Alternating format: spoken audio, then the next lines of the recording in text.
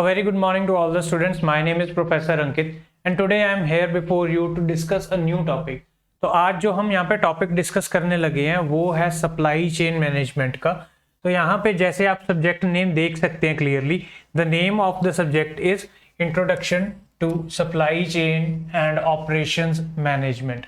Conestoga college के अंदर जो भी स्टूडेंट्स ये वाले कोर्सेज कर रहे हैं, यानी कि बिजनेस का प्रोग्राम है आपका, चाहे बिजनेस परचेजिंग का है, बिजनेस एडमिनिस्ट्रेशन एंड अकाउंटिंग का है या फिर बिजनेस फंडामेंटल्स का है, तो ये स्टूडेंट्स के लिए ये सब्जेक्ट है जो ये वाला जिसका कोड है OPER 1160, ये फर्स्ट सेमेस्टर के अंदर आपको आएगा ही आएगा। और इस क्लास के अंदर आज हम डिस्कस करेंगे इसकी फर्स्ट PDF, यानी कि फर्स्ट जो आपको क्लास के अंदर प्रेजेंटेशन टीचर करवाए गए एंड उसके अंदर क्या पढ़ाया जाएगा, क्या टॉपिक्स होंगे, या फिर थोड़ी सी इंफॉर्मेशन मैं आपको इस प्रोग्राम के बारे में भी दे दूंगा एंड इस प्रोग्राम के साथ ही ये जो कोर्स है इसको डिस्कस करेंगे। तो जैसे आपको पता है सप्लाई चेन मैनेजमेंट के अंदर क्या होता है कि कोई भी अगर एक प्रोडक्ट है, अगर एक प्रोडक्ट मैन्युफैक्चर हो गया तो ये प्रोडक्ट यहीं पे नहीं रहता, मैन्युफैक्चरिंग यूनिट से ये वाला प्रोडक्ट है जो ये निकल के कस्टमर के पास या कंज्यूमर के पास चला जाता है। तो जब कंज्यूमर के पास प्रोडक्ट को लेके जाना है, उसको कब लेके जाना है, कितनी क्वांटिटी के अंदर लेके जाना है, यानी कि कंज्यूमर की डिमांड को मीट करना है, वहां पे ये काम करता है सब्जेक्ट, यानी कि अपना operations management as well as साथ में इसके अंदर सप्लाई चेन, यानी कि जो सप्लाई हो रहा है सामान उसकी जो चेन बनी हुई है उस चेन को टूटने नहीं देना, उसमें मिनिमम लॉसेस हों, उसमें बेस्ट और मोस्ट एफिशिएंट टेक्निक यूज की जाए स्टोरेज की, वो सारा हम इस सब्जेक्ट के अंदर पढ़ते हैं। तो जनरली इसके अंदर और मैं आपको बता देता हूँ 42 आवर्स का ये पूरा कोर्स है, कोर्स यानी कि सब्जेक्ट है, और इसके 3 क्रेडिट्स हैं। जब आप इसको पास कर लोगे आपको 3 क्रेडिट्स एलोकेट कर दिए जाएंगे।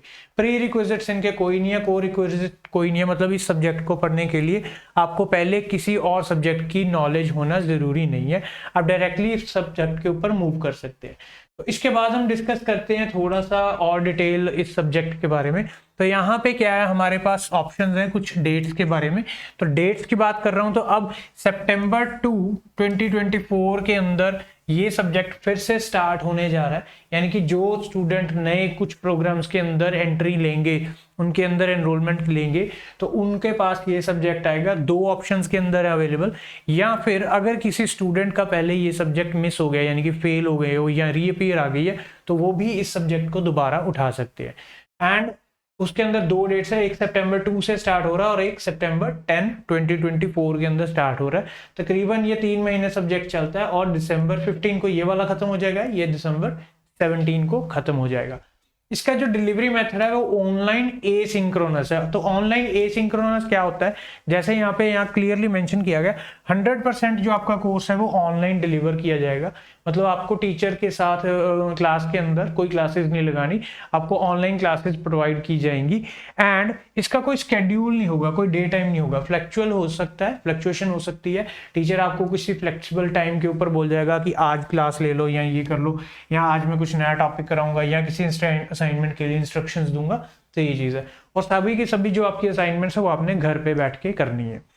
और इसके बारे में मैं बता दूं, इसकी जो कॉस्ट है, एनरोलमेंट कॉस्ट, जो कि पहले एनरोलमेंट ले जाएंगे बच्चे उनको फायदा हो जाएगा। सितंबर 2 के अंदर पहला जो बैच होगा उसमें आपको $429.48 पे करने पड़ेंगे, और जो स्टूडेंट थोड़े से लेट हो गए वो नेक्स्ट बैच के अंदर एनरोल हो सकते हैं, यहाँ पे आपको $502.50 पे करने होंगे। तो इसके बाद हम मूव करते हैं इसकी क्लासेस के अंदर क्या होता है। यहाँ पे इस वीडियो के अंदर हम डिस्कस करेंगे कि पहली क्लास के अंदर यूनिट 1 करवाया जाएगा और यूनिट 1 के अंदर आपके पास क्या चीजें होती है। So we will begin with the class. So this is the first unit and the name is Operations and Productivity. ठीक है जी, तो चैप्टर है ऑपरेशंस एंड प्रोडक्टिविटी, उसका जो यूनिट है उसके अंदर हम यही सारी चीजें डिस्कस करेंगे कि ऑपरेशंस क्या होते हैं, सप्लाई चेन के अंदर कैसे उनको मैनेज किया जाता है, एंड प्रोडक्टिविटी कैसे मिलती है। प्रोडक्टिविटी क्या होती है, कैसे इंश्योर करते हैं, कैसे लॉसेस वगैरह हैंडल किए जाते हैं, ये सारी चीजें। अब यहाँ पे हमारे पास क्या है कि ये जो यूनिट है इसको करने के बाद आपके कुछ आउटकम्स होंगे। आउटकम्स के अंदर क्या होता है कि आप क्या चीज सीख पाओगे। फर्स्टली आप डिफाइन करेंगे supply chain and operations management and explain the reasons for studying them. हम इस सब्जेक्ट को क्यों पढ़ रहे हैं, क्या ज़रूरत है, इसकी यूटिलाइजेशन क्या है, इसको हम क्यों पढ़ रहे हैं, ये सारी चीज़ यहाँ पे डिस्कस की जाएगी। इसके बाद describe the current functions of operations management, तो यहाँ पे OM के साथ ही आगे ऑपरेशंस मैनेजमेंट को डिस्कस किया जाएगा। तो करंट फंक्शंस क्या हैं, करंट फंक्शंस आप डिस्कस करेंगे एंड द हिस्ट्री, और यहाँ पे हिस्ट्री की बात हो रही है ऑफ द ऑपरेशंस मैनेजमेंट। तो ये जो ऑपरेशंस मैनेजमेंट की बात है इसको इस सब्जेक्ट के अंदर डिटेल के अंदर डिस्कस किया जाएगा, यानी कि करंट क्या सिचुएशन है, हिस्ट्री के अंदर क्या सिचुएशन थी, उससे आप प्रेडिक्ट कर सकते हो कि हम किस तरह की ऑनलाइन ऑप्शन या फिर ऑफलाइन ऑप्शन के अंदर जाएंगे जहां पे सप्लाई चेन को कैसे हैंडल करना है। Explain why the operations management functions differs between the goods and the services. तो यहाँ पे हम दो कॉन्सेप्ट लेके आएंगे, एक हो गया गुड्स का और एक हो गया सर्विसेज का। गुड्स या फिर आप इसको प्रोडक्ट के साथ भी डिनोट कर सकते हैं। तो यहाँ दोनों के अंदर कैसे कैसे ऑपरेशंस है और उनके फंक्शंस क्या है। Discuss the growth in service and current trends in operation management. Growth की बात करेंगे हम और करंट ट्रेंड्स की भी बात करेंगे, ठीक है जी। Calculate the productivity and explain other variables that factor into productivity calculations. क्या होती है प्रोडक्टिविटी और हम इस प्रोडक्टिविटी को कैसे कैलकुलेट कर सकते हैं, यानी कि अगर हम बात करें कि हमने ऑपरेशंस मैनेज करने हैं तो किस तरीके से आपकी जो ऑपरेशंस मैनेजमेंट है वो आपको प्रोडक्टिविटी को बढ़ाने के लिए इंश्योर करेगी, कैसे आपकी प्रोडक्टिविटी बढ़ जाएगी। और उसके साथ की सभी कैलकुलेशंस भी सीखेंगे ताकि आपको पता लग जाए कि कैसे प्रोडक्टिविटी कैलकुलेट की जाती है, तभी तो आप सीखोगे ना कि उसको कैसे बढ़ाना है। Explain the concept of business ethics, तो यहाँ पे बिजनेस एथिक्स की भी बात की जाएगी एंड कॉर्पोरेट सोशल रिस्पॉन्सिबिलिटी। बहुत ही अच्छे टॉपिक्स हैं। बिजनेस एथिक्स होने बहुत इंपॉर्टेंट है किसी भी टाइप के बिजनेस के अंदर।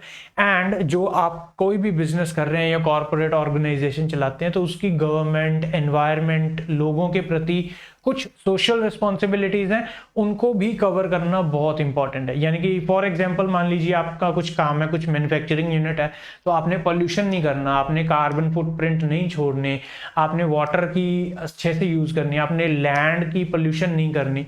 तो ऐसे कुछ कॉर्पोरेट सोशल रिस्पॉन्सिबिलिटीज भी ऐड हो जाते हैं, इनके बारे में भी हम यहाँ पे बात करेंगे।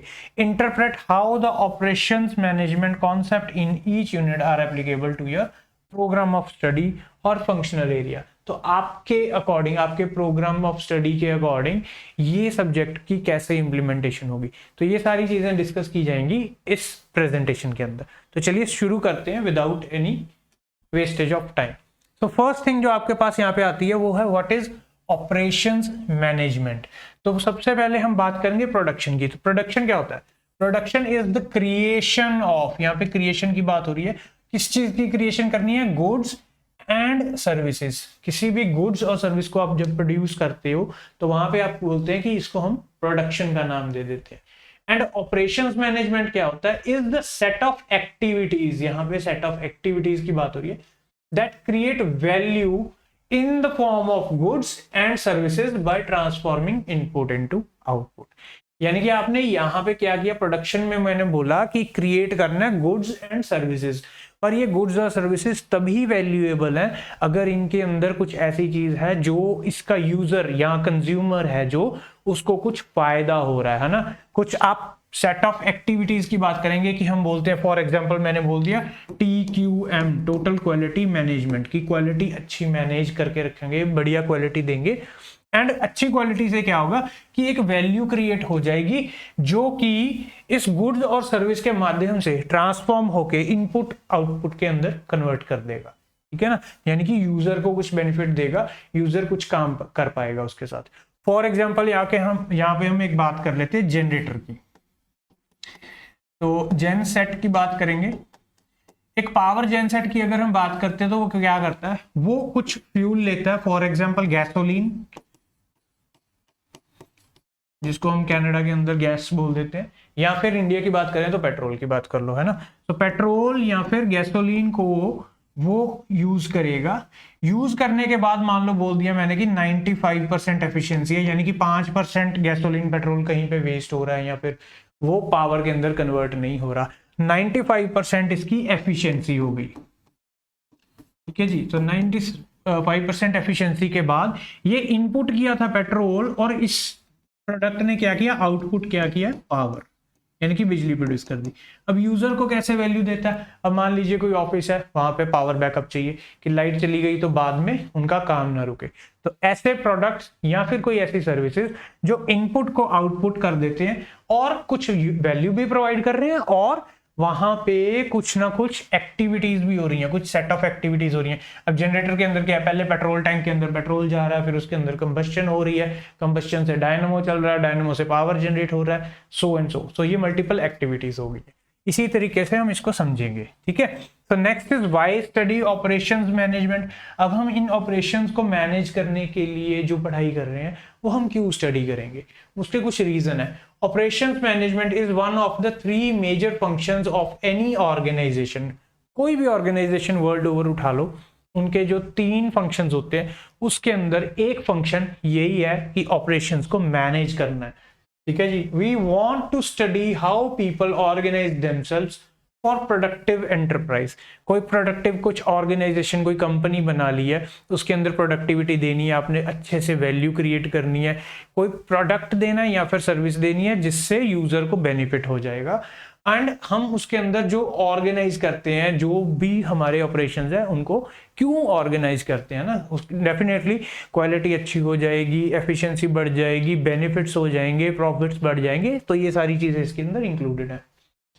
We want and need to know how the goods and services are produced. कैसे गुड्स बनाए जाते हैं, कैसे सर्विसेज क्रिएट की जाती हैं। We want to understand what operations managers do. क्या करते हैं operations manager. And operation manager is such a costly part of the organisation. तो ये बहुत कॉस्टली पार्ट है, इसके अंदर काफी कॉस्ट इन्वॉल्व होती है और ये कॉस्ट कहाँ जाती है, ये सारी चीजें कवर करेंगे हम इस प्रेजेंटेशन के अंदर। नेक्स्ट हम मूव करते हैं स्लाइड के अंदर, यहाँ पे बात करते हैं सप्लाई चेन की। तो ये सभी स्टूडेंट्स के अंदर दिमाग के अंदर आ गया होगा ये क्वेश्चन कि भाई सप्लाई चेन की तो बात ही नहीं की, अब ऑपरेशंस मैनेजमेंट की बात हो रही है। अब हम समझेंगे सप्लाई चेन क्या होता है। Supply chain is the global network of organisations. मान लो कोई कंपनी है ए, कोई कंपनी है बी, कंपनी है सी और डी, ये सभी इंटर रिलेटेड हैं। यहाँ पे ई लगा लो, है ना, या फिर आप कुछ भी मान लो, यहाँ पे एफ लगा लो। तो कुछ कंपनीज एक दूसरे के साथ मिलके काम करती हैं। तो supply chain is the global network of organisations and activities that supply a firm with goods and service. तो एक कंपनी है, यहाँ पे मान के चलो ई कंपनी है, उसको अपना जो फाइनल प्रोडक्ट है उस फाइनल प्रोडक्ट को बनाने के लिए 3 पार्ट चाहिए। अब एक पार्ट तो मान लीजिए उन्होंने ले लिया ए कंपनी से, बी दूसरा पार्ट है वो ले लिया उन्होंने बी कंपनी से, तीसरा पार्ट ले लिया सी से। अब उन्होंने क्या किया, ए बी सी से तीनों पार्ट मिल गए, उसकी असेंबलिंग कर दी। असेंबलिंग करने के बाद फाइनल प्रोडक्ट बना लिया।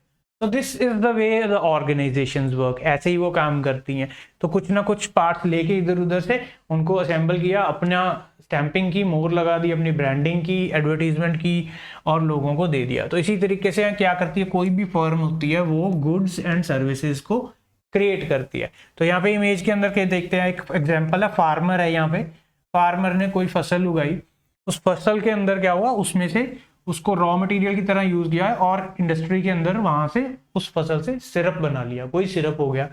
फिर उसके बाद बॉटलर के पास गया, वो सिरप उसने बॉटलिंग कर दी, बॉटल्स में डाल दिया, पैकिंग कर दी यानी कि। फिर उसके बाद डिस्ट्रीब्यूटर के पास गया, डिस्ट्रीब्यूटर ने इसको सारे देश के अंदर दुकानों पे, स्टोर्स पे, वहां पे सप्लाई कर दिया। एंड फाइनली ये रिटेलर के पास आ गया। अब रिटेलर ने क्या करना है, इसको सेल करना है। सेल करने के बाद ये लोगों के पास पहुंच गया। तो ये सारा जो रास्ता है 1 2 3 4 ये सारे स्टेप्स हैं, ये क्या बनते हैं, ये होती है आपकी सप्लाई चेन। तो यहां से हमें समझ आ गया कि भाई सप्लाई चेन क्या है, और सप्लाई चेन को चलाने के लिए हमें ऑपरेशंस को मैनेज तो करना ही पड़ेगा। ये सारी चीजें अब इंटर रिलेट होती जाएंगी। Next supply chain management. Supply chain तो समझ आ गई, अब इसको मैनेज भी तो करना है ना। तो मैनेजमेंट के अंदर क्या होता है, supply chain management is the integration of the activities that procure materials and services, transforms them into intermediate goods and final products and deliver them through a distribution system। यानी कि सबसे पहले क्या किया, procure मतलब कुछ रॉ मटेरियल्स अलग अलग जगह से इकट्ठे कर लिए अब ये रॉ मटेरियल या RM के साथ लिख देता हूँ, रॉ मटेरियल। अब इसको ट्रांसफॉर्म किया, मान लीजिए कोई ऑर्गेनाइजेशन, उसने आटा ले लिया लोगों से, गेहूं ले लिए सब जगह से, गेहूं लेने के बाद उसको स्टोर किया, अब उसको प्रोसेस करेगा, है ना, यानी कि प्रोसेस के अंदर क्या बोलते हैं हम, ट्रांसफॉर्म करेगा एक फॉर्म से दूसरे फॉर्म। गेहूं को चक्की के अंदर पीस के पाउडर फॉर्म में ले आएगा, है ना, तो वो आटा बन गया। आटा बनने के बाद क्या करेगा, डिलीवर, लोगों को वो आटा पैकिंग में डाल के उनको स्टोर्स के अंदर सप्लाई किया जाएगा। तो वही आटा हम घरों में यूज करते हैं खाने के लिए। So this is the very short type. तो सप्लाई चेन मैनेजमेंट के 3 मेन पार्ट्स क्या बन गए, प्रोक्योर यानी कि सारा का मटेरियल लेके आना, दूसरा प्रोसेस या ट्रांसफॉर्म, ठीक है जी, ट्रांसफॉर्म कर लिया एक फॉर्म से दूसरी फॉर्म, फिर लास्ट में क्या आ गया जी, डिलीवर, यानी कि सबको दे के आना। So competition is no longer between the companies, it is between the supply chain। अब आपको समझ आ गया कि भाई कंपनीज के अंदर तो कंपटीशन है ही नहीं। अगर हम बोलते हैं कि एक कंपनी का आटा आ रहा है, दूसरी कंपनी का आटा आ रहा है, तीसरी कंपनी का आटा आ रहा है, उनके अंदर कोई कंपटीशन नहीं है, सबने आटा ही बनाना है। पर कंपटीशन कहाँ पे आता है, कंपटीशन आता है आपके पास सप्लाई चेन की जब बात होती है, यानी कि किसकी सप्लाई चेन कितनी ज्यादा बढ़िया ऑप्टिमाइज्ड है, किसके ऑपरेशंस कितने ज्यादा अच्छे तरीके से मैनेज किए गए हैं, ताकि वेस्टेज कम से कम हो। जब वेस्टेज कम होती है तब प्रॉफिट्स बढ़ जाते हैं। तो दिस इज द वे, या जो हमारा बेनिफिट है। सो ऑब्जेक्टिव क्या होता है यहाँ पे, objective is to build a chain of suppliers that focus on maximising the value to the ultimate consumer. तो जो कंपनी यूजर को या कंज्यूमर को एंड तक ऐसा प्रोडक्ट दे दे जिसकी क्वालिटी अच्छी हो अपने ऑपरेशंस को मैनेज करने के बाद, तो उससे क्या होता है, हम वो प्रोडक्ट खरीद लेंगे क्योंकि क्वालिटी अच्छी है, टाइम से मिल रहा है, पैकिंग अच्छी है ना, सारा कुछ बढ़िया, एंड उससे कंपनी को क्या मिलेगा, हायर प्रॉफिट्स। तो this is the whole thing जो प्रोडक्ट और सर्विस के अंदर काम करते हैं। नेक्स्ट हम बात करते हैं terminology.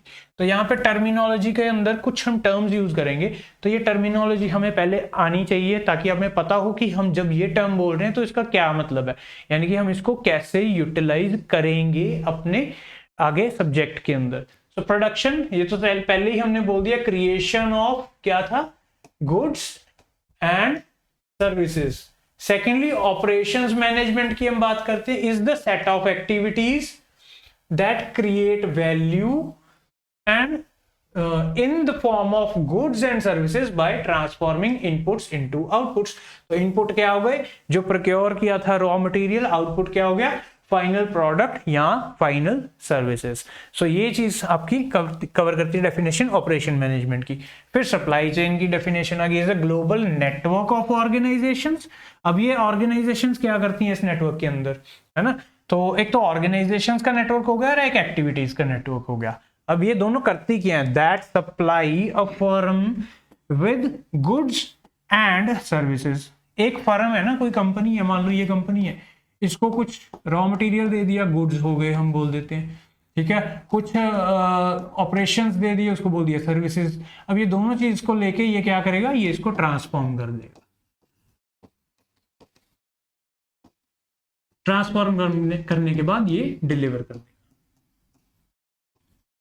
So this is the very simple logic जो यहाँ पे चल रहा है। Supply chain management is the integration of the activities, कुछ एक्टिविटीज इंटीग्रेट कर दी, that procure the materials and services, transforms them into intermediate goods and final. Intermediate मतलब यहाँ पे फाइनल प्रोडक्ट नहीं आया, बीच विचाले का प्रोडक्ट है ना।